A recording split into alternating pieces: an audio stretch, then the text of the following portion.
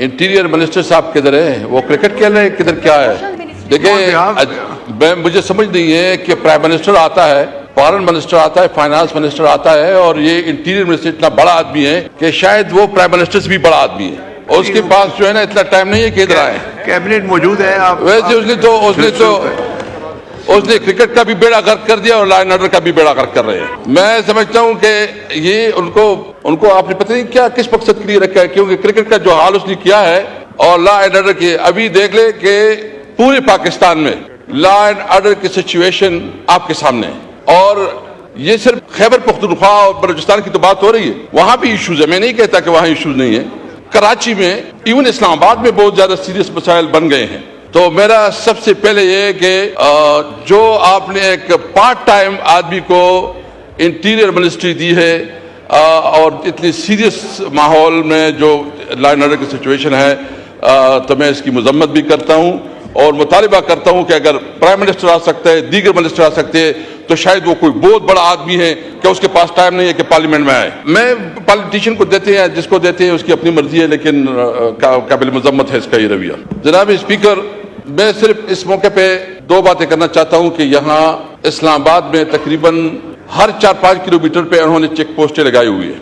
मैंने इसके ऊपर जो है ना क्वेश्चन भी जमा किया हुआ है, लेकिन वो अभी तक नहीं आया। मैंने इस पे पूछा है कि अभी तक ये जितनी चेक पोस्टें हैं, इतनी चेक पोस्टों पे कितने टेररिस्ट गिरफ्तार हुए, कितने स्मगलर गिरफ्तार हुए, इसकी एफिशिएंसी क्या है? इसकी एफिशिएंसी है कि जनाब स्पीकर, जो हमारे खैबर पख्तूनख्वा से लोग आते हैं उसको लूटा जाता है, जो सिंध से आते हैं बेचारे दूर दूर इलाके से आते हैं उनकी जो है ना उनसे बत्ता लिया जाता है। मैं तो उसको रिश्वत भी नहीं बल्कि बत्ता लिया जाता है। जो बलूचिस्तान से आते हैं और जो हमारे पंजाब से जो दूर अजला से लोग आते हैं, ये सिर्फ बत्ताखोरी और ये सिर्फ जो है ना रिश्वत और कमीशन के लिए ये बने हैं।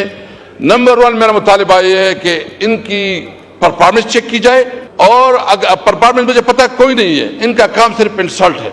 उन्होंने कोई अभी शाहराम खान हमारे मिनिस्टर रहे हैं KPK के यहाँ MNA, इनका कजन जो है ना जो इस वक्त MP है, उससे परसों यहाँ इस्लामाबाद में जो है ना मोबाइल छीना गया, स्नेच किया गया। और ये जो जिस तरह हो रहा है, तो जनाब स्पीकर मेरा मुतालिबा है कि खास कर जो इस्लामाबाद में चेक पोस्टें बनी हैं जो कि ये नाजायज लोगों को तंग करते हैं, खासकर अगर पुख्तून हो और फिर दाढ़ी हो तो समझो कि फिर उसको ताने जाना होगा और फिर उसने ज्यादा पैसे देने होंगे। मेरा मुतालिबा यह है कि इस चेक पोस्टों को खत्म करें, और जो आपने लगाए हैं ना, ये आपने लगाए हैं ये सर्विलेंस के लिए, जो आपने सेफ्टी कैमरे लगाए हैं, तो इसको इस्तेमाल करें ना। आपने तो कहा कि हमने बहुत बड़ा काम किया और हमारे पास सेफ सिटी है और हमारे पास सब गाड़ियों का पता चल जाता है। तो मेरा मुतालिबा यह है कि इनकी जो है उसके जरिए सारे सर्विलेंस की जाए। दूसरी बात, जो खैबर पख्तूनख्वा का जो खासकर और मर्च एरिया में कल हम गए थे, हमने फाटा में एक पूरा जरगा भी किया जिसमें सारे MNAs, MPAs और एल्डर्स थे। वहाँ जो लॉ एंड ऑर्डर का सिचुएशन का मसला है, उसमें सबसे बड़ा अमल दखल आपकी पॉलिसी का है। जो आपकी पॉलिसी है इस वक्त, जो कि फॉरेन पॉलिसी की बात होगी, मैं उस वक्त उससे भी बात कर रहा था कि आपने अफगानिस्तान के साथ जो है जो अपने ताल्लुकात जो है ना वो एक तरफ से जो खत्म किए हैं, आपने कारोबार पे जो है ना वहाँ पाबंदी लगाई है बॉर्डर पे, और वहाँ लोग एहतजाज पे हैं। तो वहाँ जब बेरोजगारी बढ़ती है तो डेफिनेटली उसका असर ये होगा कि एक्सट्रीमिज्म बढ़ेगी, लॉ एंड ऑर्डर की सिचुएशन बनेगी। तो सबसे पहले उसकी जो रूट काज है, रूट काज ये है कि जितने कारोबार पे आपने बंदिश लगाई है उस कारोबार को फिर से उसको शुरू किया जाए।